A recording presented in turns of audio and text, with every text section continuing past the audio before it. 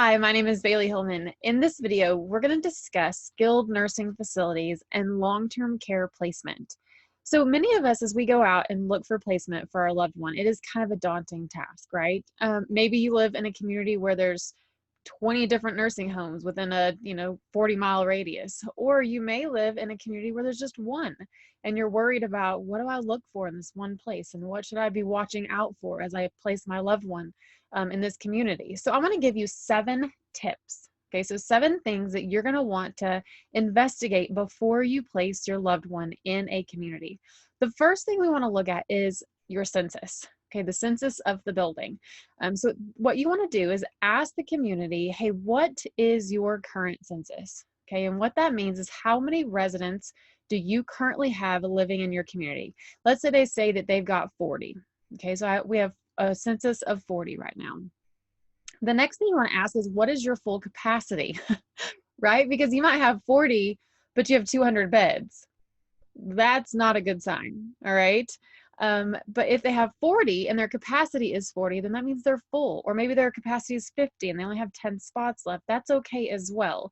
So normally nursing homes right now, especially with COVID, they're staying about 85 to 90% occupied. Some are getting a little bit lower depending on if they're stopping admissions whenever they have positive COVID cases, because then if they have residents who pass while they're stopping admissions, they're going to go down and then have to build their census back up.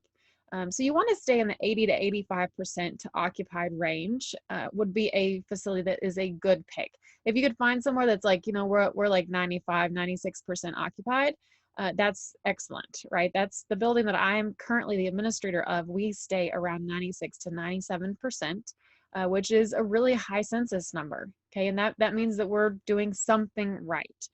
So you want to make sure that you're looking at the census. The other thing that's going to tell you is, if, let's say that there are 40 and they have 100 beds, they're going to take just about anybody. Okay, at that point, they are most likely desperate, and they're going to take anybody. And so you want to make sure that they know specifically how to care for your loved one. They're not just accepting them because they need numbers. Okay, you don't want them to just accept your loved one because they need numbers. You want them to really know how to care for your loved one. So that would be the first thing I would ask. And that's not even in the list of 7. That's just the first general overview of things that would be my first question. So the first area that I would ask about is their staff. Okay, so staff is very important, right? Because if they don't have staff, they can't care for your loved one. And so the things that you want to know about on staffing is, do they have a registered nurse? All right, do they have registered nurses on site? If you're going into assisted living, many of them may not have nursing 24/7, but if you're going into a nursing home or into a skilled nursing facility, they should have an RN or a registered nurse on staff.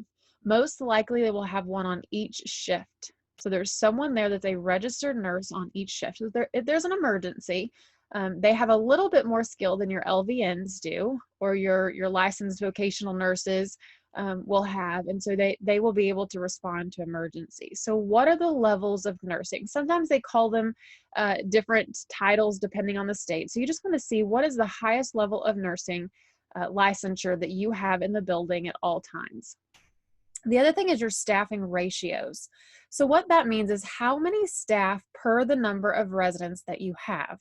Okay, so for example, the staffing ratio in my community is 1:6.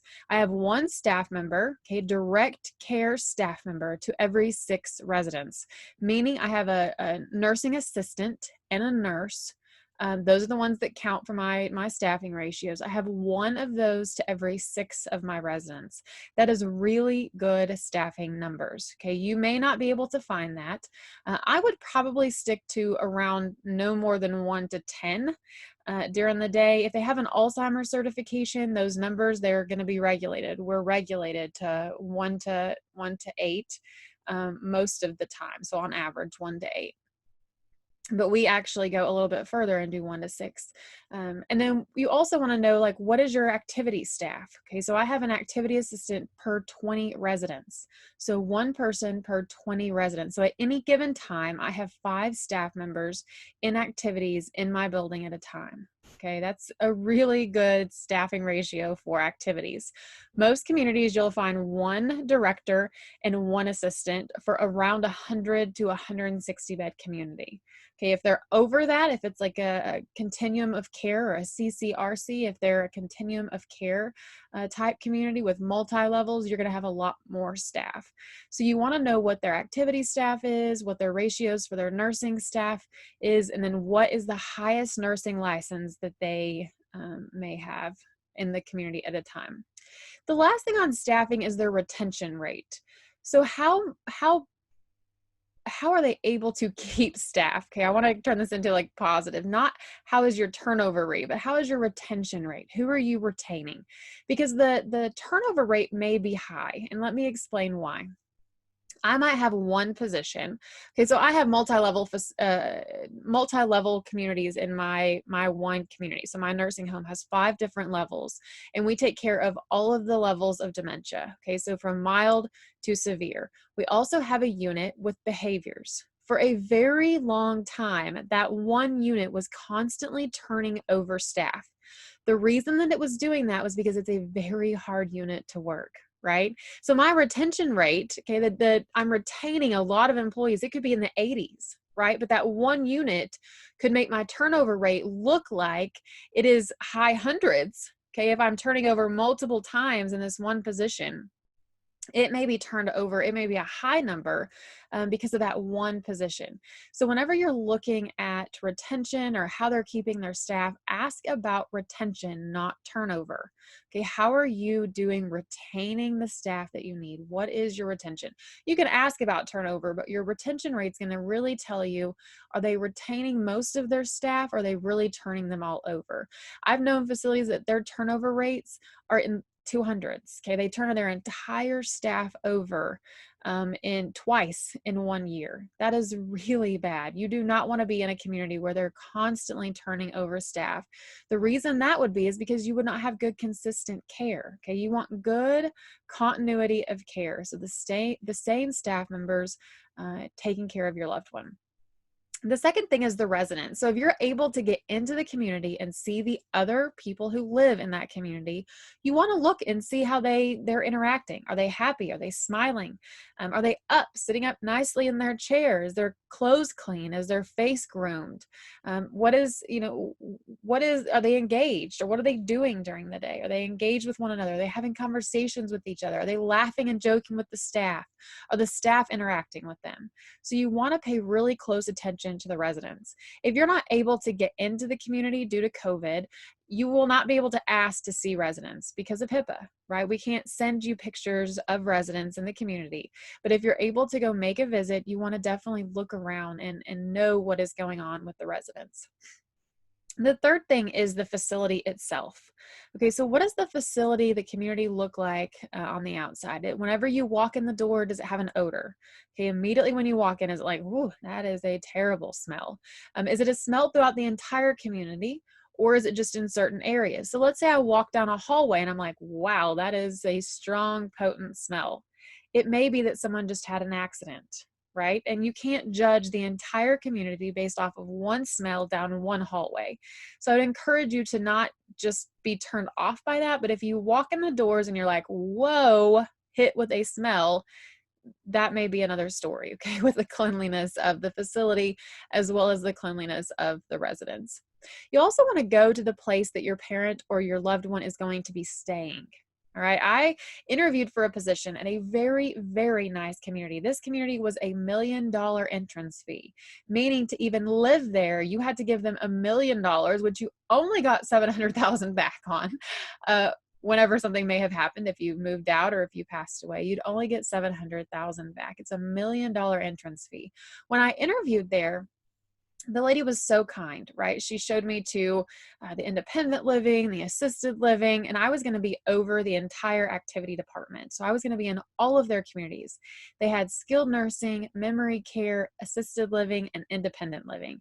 So she showed me independent and assisted living. It was beautiful. Oh my gosh. When you walked in, there was concierge there to greet you, all dressed in their nice formal attire. They had a swimming pool. They had a dancing studio. They had, you name it, they had it. The movie movie theater was phenomenal. The shows they were showing. They introduced me to residents in independent living and had me meet them. And we sat down and started talking, and she was offering me the position. And I said, wait a minute, right? Wait a second. I didn't get to see the memory care. I didn't get to see the skilled nursing. And she was like, oh, you want to see those things? Yes, right. That's where I'm going to be. That's part of my job. I want to see what that part of the community is going to look like. And when I went, I have to tell you, I was very, very disappointed. Very disappointed. That memory care, I would never, ever place my loved one in a memory care like that. It was just a constant circle, very closed, very dark, no engagement. The residents weren't engaging with the staff. The staff were talking amongst each other. It was horrible. It was absolutely horrible. Outside, if I had not went to visit, if I had not asked to go visit the memory care, wow, right? I would have been very disappointed. Even the skilled nursing unit was not nice. It was a not an upscale skilled nursing facility by any means. So don't let the hallways, don't let the front entrance, don't let just the little bit that they show you fool you. Okay, you want to see, where is my mom going to stay? Where is my husband going to stay? You know, where are they going to eat? So show me the locations that they are actually going to be in, because it's easy for them to make it look really nice on the first floor. But then when you get up to the other floors, it's like, whoa, what have we stepped into? This is definitely not what my expectations were of this facility. So the third thing was your facility. You want to look at the grounds. You want to look at the building, not just the outside, but you definitely want to know where your loved one is going to be staying. The fourth thing is meals. So food is very important, right, to all of us. It's important for engagement. It's important for our health. Now, you're not going to find a facility, or you may not find a facility that cooks like mama cooks. Okay, that there's just not going to be the same thing. I'm not going to make chicken and dumplings like my grandma makes chicken and dumplings, right? It just doesn't happen that way. But you do want to make sure that you're in a community that you can tolerate the food. Our food in our community is fantastic. We sell about 15 to 20 staff meals a day. Our staff even, they love the food at our community. That's the kind of facility you want to find, one that loves, to eat the food, because the food should be pleasurable. It should be enjoyable. That's something that your loved one is going to look forward to, or hopefully look forward to 3 times a day. So you can go and ask, hey, can I come do my tour like at 11? And then can I stay and eat lunch? Or maybe do a dinner. Can I stay and eat dinner? And have you and your loved one, or maybe you're going for your parents, maybe your mom's going to go with you and look for a placement for your dad, have your mom eat, or even bring your dad along and have him eat as well. And so if you're able to get in the community, again, COVID has really changed things, but if you're able to get in, ask them to eat a meal. You may even go and ask, hey, can I come pick up a meal, right? I want to know what the food is going to taste like for my loved one. So is there any way that I could pick up a meal to go and we could eat it out in the car, or maybe we could eat it outside the facility and see what your meal service is going to be like. The other thing with food is you want to make sure they're able to do special diets. So as the disease with dementia progresses, your loved one may need puree diets where it's all blended up. They may need mechanical soft diets. So you want to make sure they're able to do what we call therapeutic diets. Okay, so making sure they can do therapeutic diets. The other thing is, if you have any special needs, like some of our residents are gluten-free. Okay, are they able to do a true gluten-free diet? What does that look like for your loved one? Or if your loved one only likes meat and potatoes, are they going to be able to do that? Because Fridays are fish Fridays. Okay, are you going to do meat and potatoes for my mom because she doesn't eat fish? Okay, so what are her alternate options with food? So you want to ask all of those questions, because again, the meal is very important for their livelihood, for their quality of life, and for their enjoyment. The fifth thing is engagement. Okay, we talked a little bit about activities and the staffing ratio numbers, but engagement is very important because you don't want your loved one to be sitting in their room alone and isolated all day long. So what does their engagement look like? What are their staffing ratios for engagement? Pick up an activity calendar. Okay, see what activities are going on. When you're actually out and engaging, when you're taking your tour of the facility, look at that activity calendar and say, okay, it's 11 o'clock. They should be doing, Bible study or bingo or whatever it may be, wood shop, whatever activity they have going on right then. Are they actually participating in it? Do they have male specific activities? Maybe you're placing your husband or your dad. Do they have something specific to men, or is it all female things like nails and grooming and, thing like women's tea? Like, is that all they have? Or do they have men's coffee club? Okay, where the men get to come and together and have coffee and donuts and engage. They have wood shops that my dad can participate in wood shop. Do they have poker nights? Do they have happy hour? Okay, so they can go have margaritas together. Maybe not alcoholic, but maybe alcoholic, right? Are they thinking outside the box? The other thing you want to look at with the activity calendar is it the same activity every single day? Okay, so is it always exercise? Or is it named different things? Okay, are we doing boxing one day and yoga one day and meditation another day, and then, upper body strengthening? What is the activity? And is it the same thing every day, or is it the same thing every week? So every Tuesday, it's the exact same thing. That's going to get very boring. Okay, it may look good in the beginning, but can you imagine staying there and doing month in and month out the exact same calendar? No. Okay, that would not be fun. So you do not want the same activity every day. You want to see a variety of activities.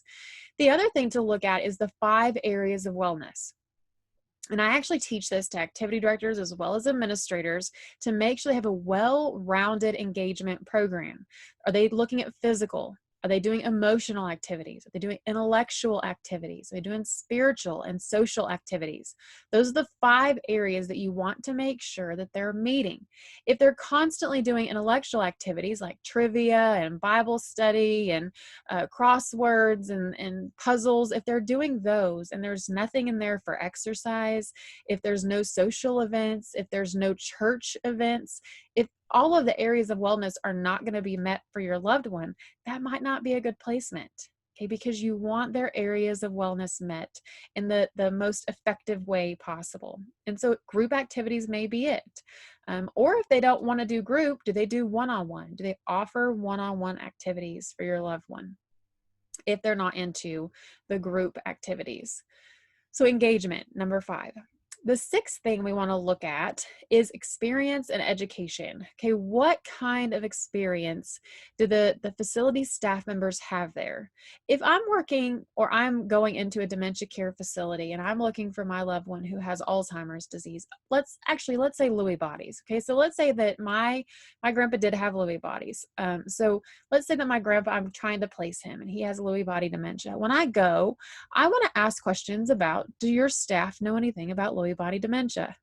Okay, what do they know about Lewy bodies? How do you treat Lewy bodies? Do you handle dementia-related behaviors? What happens if my loved one does have a behavior? Okay, are you going to send them out? Are you going to medicate them? Do you have a place for them? Are your staff educated on how to redirect behaviors effectively? So you want to know what their experience is as well as their education, not just the healthcare administrator, but you want to know what their floor staff are getting educated on. How much education is the nursing staff and the CNAs getting and life enrichment getting about specific disabilities? So let's say that your loved one had a knee replacement. Maybe they got dementia and they fell and had a broken leg or a broken hip. Do they know how to treat that? Okay, or are they used to having people in there that have hip precautions? So ask questions based off of your loved one's comorbidities as well as the current diagnosis that they're going to be treated for. All right, so experience and education, number 6. The 7th thing is complaints and violations.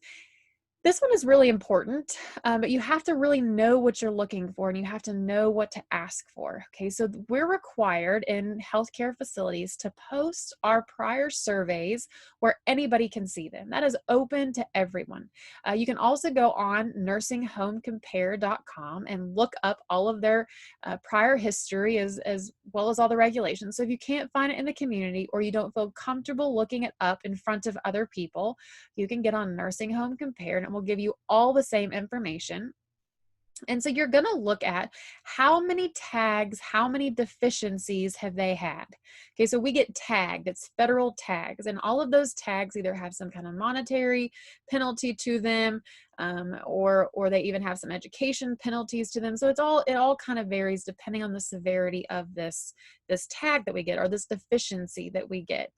And it can range from anything from housekeeping all the way up to harm of a resident, okay, or injuring someone or causing death for a resident. So you want to read into all of the deficiencies that they have. So don't just look at the number. Oh, they've only had one deficiency. Well, yeah, it might be an immediate jeopardy, okay, which is an IJ. You don't want an IJ. It shuts the building down for a while, and it's harm, okay? There's something has happened. All of the residents are in immediate jeopardy if that one thing does not get fixed. So don't just look at the number of deficiencies. Look at the level of severity, okay? So the higher the letter, okay, so IJ, Ks, you can even have Ks, you do not want Ks. Anything harm level or above is usually pretty bad. So H level or above in the alphabet, it is pretty bad.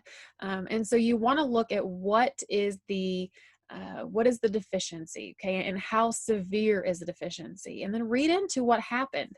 You know, if it's that they forgot to take the food and put it off the ground, okay, they had their boxes sitting on the ground.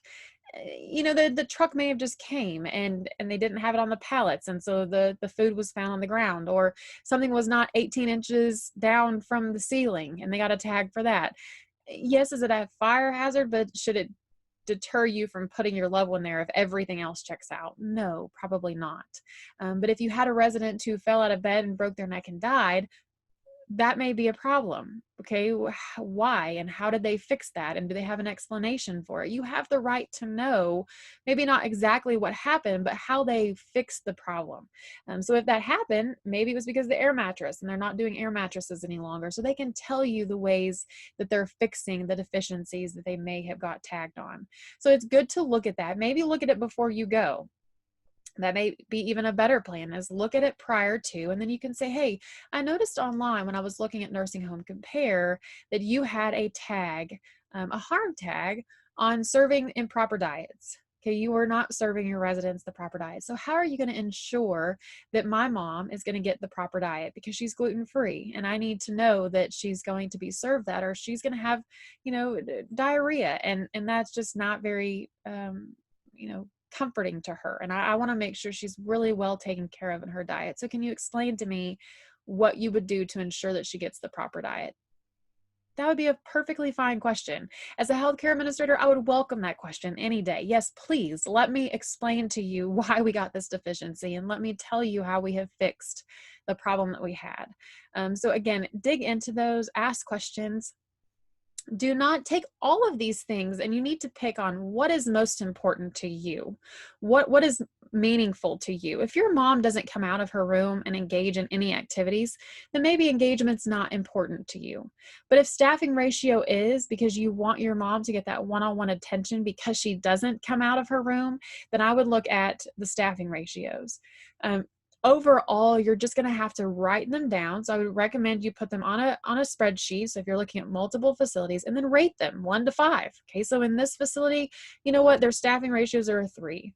In this facility, their engagement though is a 5. Okay, and my dad loves engagement. I think this would be a great place for him to be. He would be engaged and active during the day. The facility is beautiful, right? It's not really, you know, high end, but it's beautiful. Okay, it's nice to live in. It's comforting. It feels like home. It smells like home. So all of those things are really good to look at, and then take all of these 7 things and figure out what is most important, what is going to make me feel comfortable placing my loved one here, what is going to make them comfortable, and how are they going to have an excellent quality of life. If you have any questions, please feel free to reach out. My email address is down below, and I hope you guys have a great